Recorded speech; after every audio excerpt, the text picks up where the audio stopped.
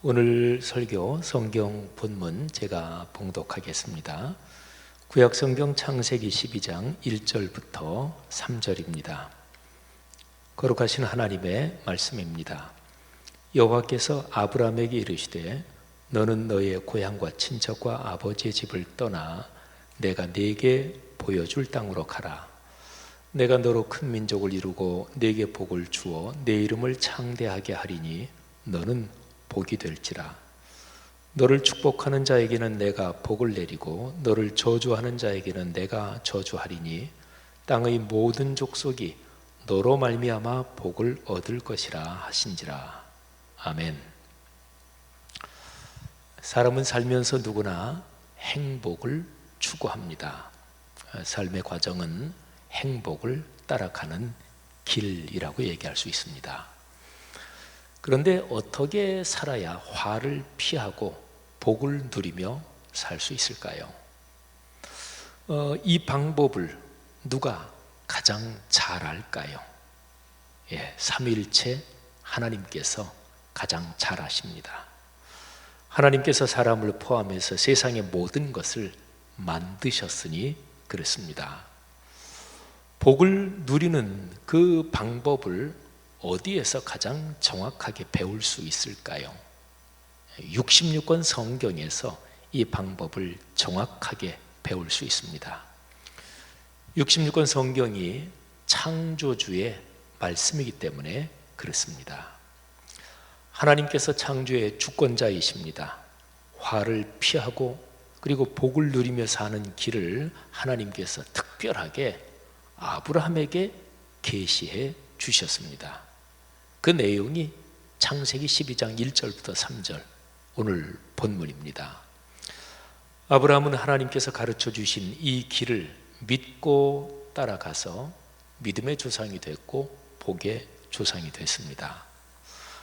아브라함이 복을 받은 그 정황을 신약 성경 히브리서 6장에서 아주 멋지게 또 중요하게 말씀하고 있는데요. 13절부터 15절을 한번 들어보세요. 하나님이 아브라함에게 약속하실 때에 가리켜 맹세할 자가 자기보다 더 큰 이가 없으므로 자기를 가리켜 맹세하여 이르시되 내가 반드시 너에게 복주고 복주며 너를 번성하게 하고 번성하게 하리라 하셨더니 그가 이같이 오래 참아 약속을 받았느니라. 아멘. 참 멋진 말씀이죠. 하나님께서 당신 스스로를 걸고 맹세까지 하시면서 아브라함 너와 내 후손 대대로 복을 준다 약속하셨습니다. 아브라함이 받은 복이 오늘 우리가 묵상하는 창세기 12장 1절부터 3절 이 가르침에서 출발합니다. 그리고 이 가르침은 성경 전체에 흐르고 있습니다. 우리 교회 묵상지 보시니 참 좋았더라의 묵상 구조, 비움, 채움, 나눔도 창세기 12장 이 말씀에서 비롯됐습니다. 이 가르침을 삶에 적용해서 우리 성도님들 모두 넉넉하게 복을 받아 누리시고 또 마음껏 베풀며 인생길 걸어가시기를 주님의 이름으로 축복합니다. 복이란 한자어를 한번 잠시 묵상하고 풀이해보겠습니다. 자, 복복자 이 글자는 두 단어가 합쳐진 것입니다. 한자에서는 기본되는 그걸 변이라고 하죠. 이 복복자는 보일시 변 그리고 그 오른쪽에 가득할 복 이 두 단어가 합쳐진 것입니다. 보일시란 글자는 한자에서 언제나 신, 하나님과 연관되어 있습니다. 이 보일시는 위로 이제 줄이 두 개가 있고 밑에 세 개 다리가 있는데 이게 하나님께 신께 제사 드리는 제단의 모양입니다. 그러니까 사람이 하나님께 제사 곧 예배 드릴 때 하나님께서 사람에게 보이신다, 나타나신다는 것입니다. 그 다음에 옆에 있는 가득할 복, 이거는 목이 긴 술병 모양에서 비롯됐다고 봅니다. 술이 가득한 술병에 뚜껑을 닫아놓은 모양입니다. 근데 앞에 시자하고 연관시키면 이 술은 신에게 제사 드릴 때 그때 올리는 술, 곧 제주가 되는 거죠. 복복자는 하나님께 예배 드리는 것, 그리고 그로써 하나님께서 나타나셔서 함께 하신다. 이게 이제 한자어 복의 뜻인 거죠. 자, 복이란 글자와 대조가 되는 글자 하나를 살펴보겠습니다. 재앙을 뜻하는 화라는 글자입니다. 자, 화면에 이 화라는 글자가 나왔죠. 근데 얼핏 보니까 복복자랑 연결돼 있구나 하는 게 금방 눈에 들어오죠. 이 글자도 복자와 같이 하나님을 뜻하는 보일시 변이 그 앞에 먼저 있고요. 그리고 이제 뒷부분만 달라요. 그 오른쪽에 있는 글자가 괴라고 읽는데 이거는 입이 삐뚤어진다 또는 마음이 사사롭고 올바르지 못하다. 입 삐뚤어질 괴, 또 마음이 올바르지 못하다는 그런 뜻의 괴, 이런 글자입니다. 하나님 앞에서 이제 보일시변이 앞에 있으니까 하나님 앞에서 특히 예배의 자리에서 마음이 바르지 못하거나 입이 비뚤어진 말, 곧 거짓된 말을 하는 것, 이게 재앙이고 그리고 이것이 죄입니다. 이 재앙화, 여기에는 죄, 허물 이런 뜻도 들어있죠. 저는 재앙화자를 생각하면서 인류 최초의 살인자인 가인이 얼른 떠올랐어요. 자, 가인과 아벨이 예배를 드렸는데 하나님께서 아벨의 예배는 받으셨고 가인의 예배는 받지 않으셨습니다. 가인이 분을 내죠. 근데 창세기 4장 7절에 따르면 하나님께서 가인에게 하시는 말씀이 이런 것입니다. 네가 선을 행하지 않았다. 그래서 죄가 네 집 문 앞에 엎드려 있다. 네가 죄에게 문을 열어줬다. 이런 내용의 말씀을 하십니다. 그러니까 가인이 예배의 자리에서 비뚤어진 입, 곧 진실하지 못한 마음에 또 그런 언어가 있었든지, 아니면 예배는 모양새를 갖춰서 잘 드렸지만 그에 따른 선한 삶이 없었든지 그랬을 것입니다. 자, 죄악이나 죄, 이거는 근본적으로 하나님과의 관계에서 발생합니다. 자, 계시란 단어의 뜻을 아십니까?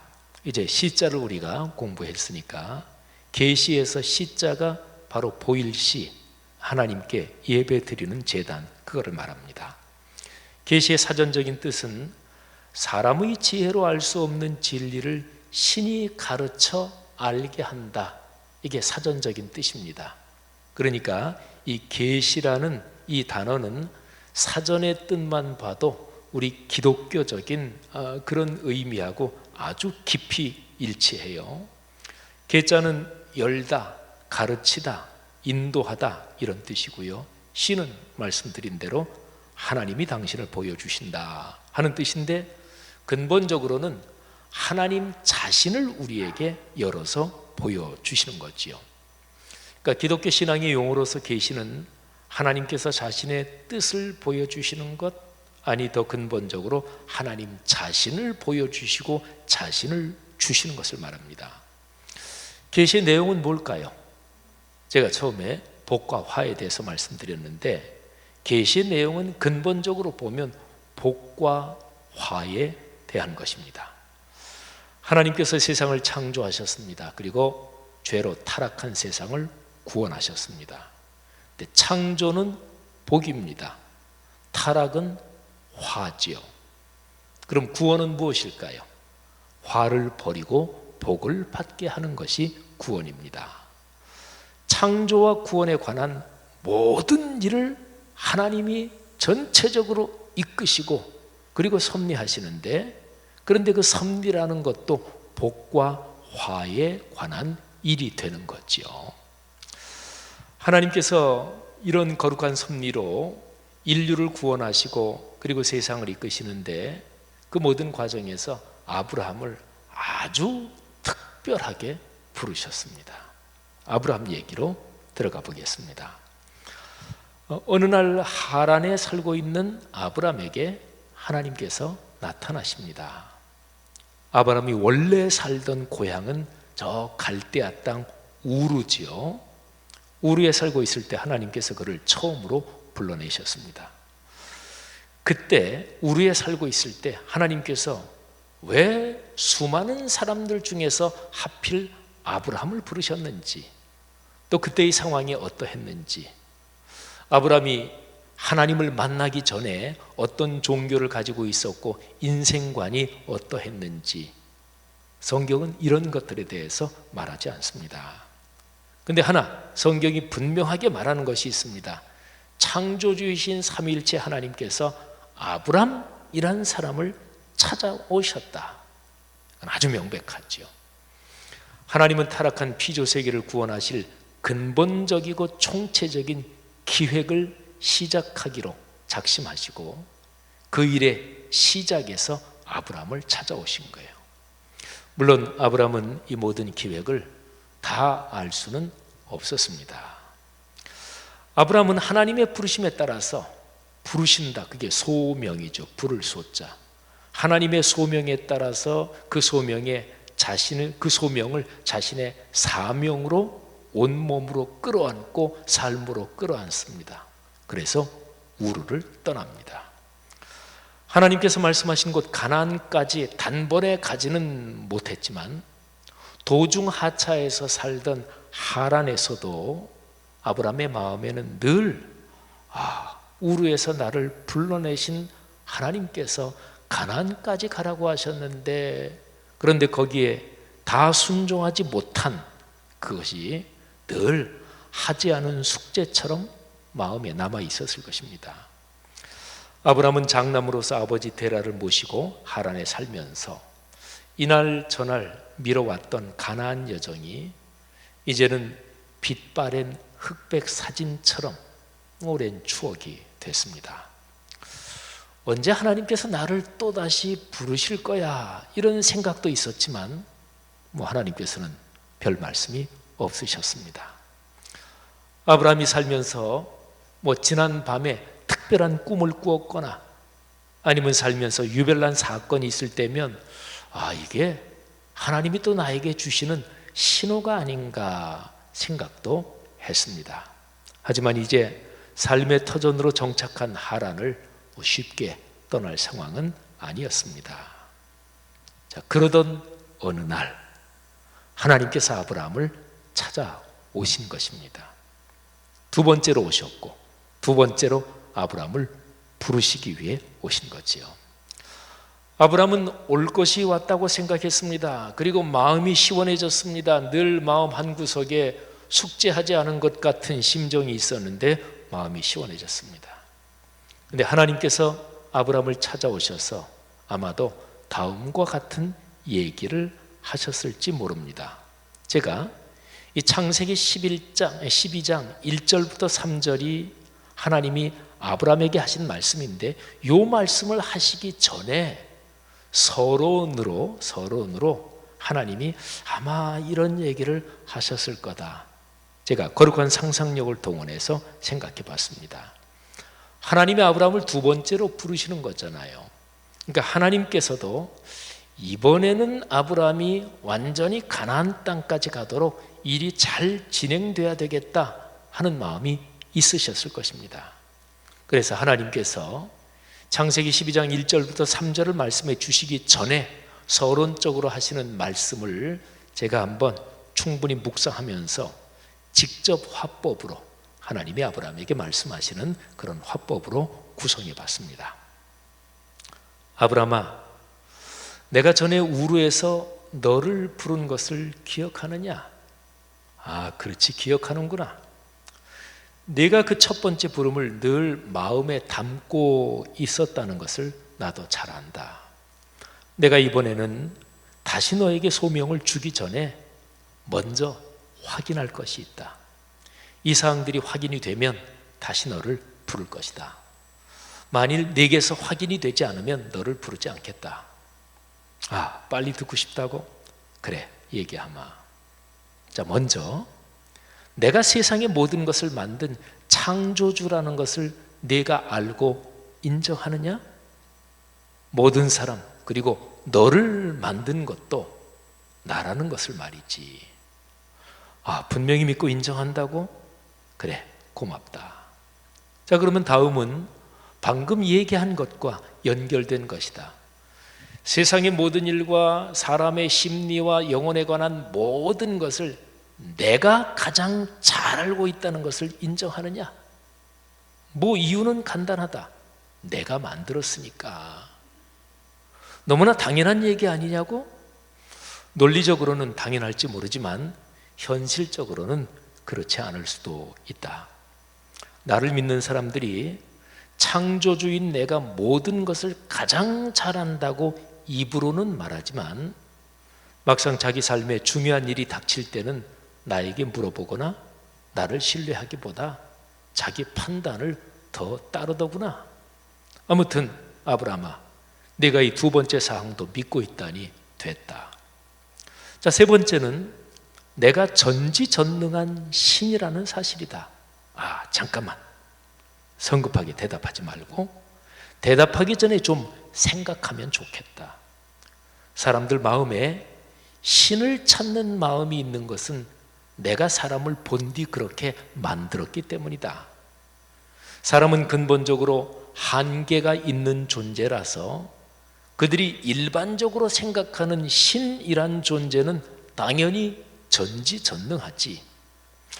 이런 이유 때문에 수많은 사람이 나를 전지전능하신 하나님이라고 표현할 때 나는 사실은 그리 감동을 받지 못한다. 그래, 너는 확실하게 인정하고 그렇게 살겠다고? 그래, 고맙다. 마지막으로 하나 더 확인할 게 있다. 나는 내가 창조한 피조 세계를 사랑한다. 그 가운데서도 사람을 아주 깊이 사랑한다. 그리고 너 아브람을 내가 특별히 사랑한다. 세계가 죄로 망가지고 타락해서 내 마음이 너무 아프다. 세계를 구원하기 위해 내가 어떤 일을 마련했는데 이 일에 네가 참여하기를 바란다.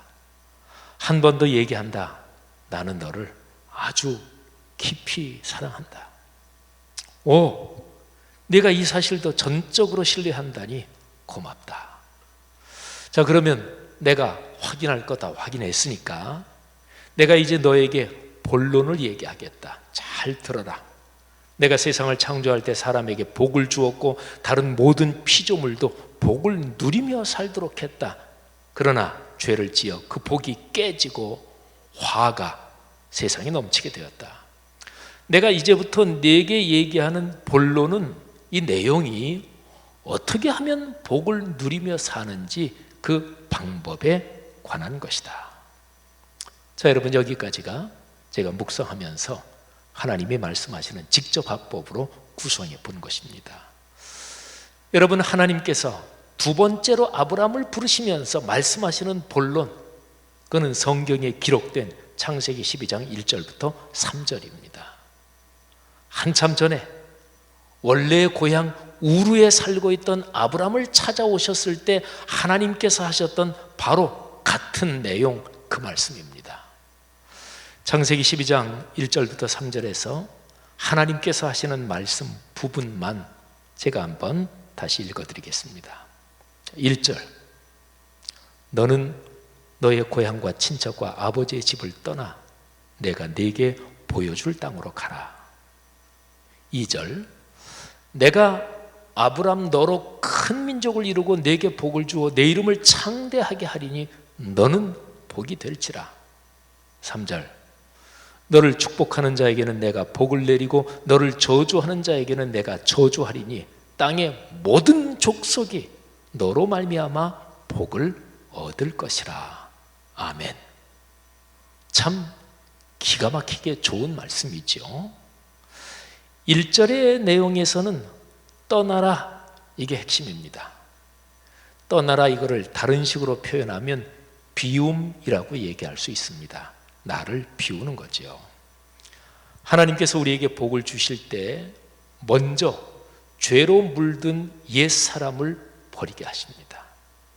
자기 중심적인 이기적인 옛 자아를 비우게 하십니다. 생각해 보세요. 나쁜 것을 비우지 않은 곳에 하나님의 복이 채워질 수 없습니다. 자, 1절이 비움. 2절은 그렇게 비운 곳에 하나님께서 복을 채워주신다는 것입니다. 그러니까 채움이라고 말할 수 있죠. 하나님은 근본적으로 우리에게 주시는 분이에요. 은혜를 주시고 평안을 주시고 생명을 주시고, 그러니까 하나님은 근본적으로 채워주시는 분이십니다. 사람의 삶을 한번 생각해 보세요. 사람이 태어나서 살아가는 모든 과정은 상식적으로 일반적으로 생각하면 끊임없이 무엇을 추구해서 무엇을 얻는 과정, 그러니까 나에게 무엇을 채워가는 과정이라고 볼 수 있습니다. 태어나서 그래서 어머니의 젖을 먹고 우유를 먹고 그 영양분을 자기에게 채우는 거잖아요. 또 이런저런 말도 배우고 지식도 채우고 또 나중에 자라가지고 직장 생활하면서 경제적으로 돈을 벌어서 내게 돈을 채우고 끊임없이 채워가는 과정입니다. 그런데 중요한 점이 있습니다. 좋은 것을 채워야 합니다. 나쁜 것을 채우면 삶이 망가집니다. 사람은 누구나 다 좋은 것을 채운다고 생각하죠. 그런데 실제로 보면 사실은 자기에게 해가 되는 건데 그거를 채우려고 바득바득 애쓰는 경우가 사실은 수도 없이 많습니다. 하나님을 신뢰하고 자아를 비운 사람에게 하나님께서는 복으로 채우십니다. 아니, 그 사람 자체를 복으로 만들어 주십니다. 이 복이 충만하시기를 바랍니다. 자, 2절은 채움, 3절은 나눔이라는 단어로 요약할 수 있습니다. 하나님께서 아브라함을 기준으로 삼으십니다. 아브라함 자체가 복이에요. 아브라함을 축복하면 누구든지 복을 받습니다. 아브라함을 저주하는 사람은 누구든지 저주를 받게 됩니다. 이거는 전지전능하신 하나님의 결정이요 하나님의 의지입니다. 그런 생각이 들잖아요. 왜 그렇게 아브라함만 특별 대우하시나? 특별 대우하시는 목적이 있습니다. 아브라함 그 한 사람만, 그 가정 가문만 잘 살게 한다, 이게 목적이 아니고요, 3절에 있는 대로 세상 모든 사람이, 세상 모든 민족이 아브라함을 통해서 아브라함처럼 복을 받게 하시려는 것, 이게 목적입니다. 이 목적을 이루기 위해서 아브라함을 특별, 그야말로 VVIP 대접을 하시는 것입니다. 그리스도인 여러분, 창세기 12장 1절부터 3절에 나오는 복의 길은 창조와 구원의 하나님께서 직접 가르쳐 주신 것입니다. 저자 직강이에요. 하나님께서 인류 구원의 큰 그림을 그리시면서 가장 기본적인 밑그림으로, 그리고 토대로서 하나님께서 마련하신 것입니다. 어떤 사람이든 참된 복은 이 방법으로만 얻을 수 있습니다. 이 길 외에 다른 길에서 얻는 복은 복인 것 같지만 아닙니다. 유사품, 모조품 또는 사이비 복입니다. 상식적으로 조금 생각해 보세요. 비움이 없이, 비움은 겸손일 수 있고 또 자기를 좀 낮추는 것일 수 있고 그냥 일반적으로도 그렇잖아요. 기독교인 말고 그냥 일반 세상 사람들 중에서 저분 참 훌륭한 사람이야, 저분 자기가 걸어가는 길에서 참 대단한 성취를 이룬 분이야, 성취뿐만 아니라 인격적으로도 존경을 받는 그런 게 성공한 거지요. 그런 사람 중에서 자기를 비우지 않은 사람이 있을까요? 없어요. 자기를 비워야, 그래야 갈망이 생기고 그래야 배웁니다. 어떤 사람이 어떤 분야에서 내가 이 분야 최고야, 여기는 내가 제일 잘 알아, 그러면 그 순간부터 그 사람은 더 이상 배우지 못합니다. 그러니까 비움이 없이 채워진 사람은 아무도 없어요. 자, 그리고 하나만 더 얘기할까요? 어떤 사람이 비움, 채움, 돈을 많이 채웠든 권력의 자리에 올랐든 자녀가 잘 됐든, 근데 채워졌는데 자기 거를 조금도 남에게 나누지 않아. 사람들이 그걸 다 알아. 그러면 그 사람이 진짜 성공한 것일까요? 결국은 그 사람은 불행해집니다. 비움 체험 나눔은 기독교적인 메시지만이 아니라 세상을 창조하신 창조주 하나님께서 정하신 가장 기본적인 일반적인 원리입니다. 성도 여러분, 비움 체험 나눔의 복은 예수 그리스도의 십자가 사건에서 온전하게 그 모습이 드러납니다. 성자 하나님이신 예수께서 하늘 보좌를 버리고 사람 몸을 입고 십자가에 달려 죽으심은 비움입니다. 성부 하나님께서 예수 그리스도를 하늘 보좌에 올리신 것이 체험이고, 그리고 그로부터 만민에게 복음이 전해지는 것이 나눔입니다. 사랑하는 성도 여러분, 복을 받고 살아야 되잖아요. 누구나 다 그걸 원하지만 창조주 하나님께서 말씀해 주신 이 복을 받고 누리고 사는 이 길, 이 말씀을 꽉 붙잡으십시오. 이 복을 누리며 사십시오. 여러분 자신이 사는 내내, 당대만이 아니라 여러분의 아들, 딸, 눈에 넣어도 아프지 않을 그 손녀, 손자들 후손 대대로 이 복이 넉넉하기를 주님의 이름으로 축복합니다. 이 복은 거룩한 66권 성경 말씀을 묵상함으로써 우리의 삶에 흘러 들어옵니다. 창세기 12장에 비움, 체험, 나눔을 신뢰하고 사는 모든 사람에게 하늘의 복과 땅의 복이 넘치기를 주님의 이름으로 축복합니다.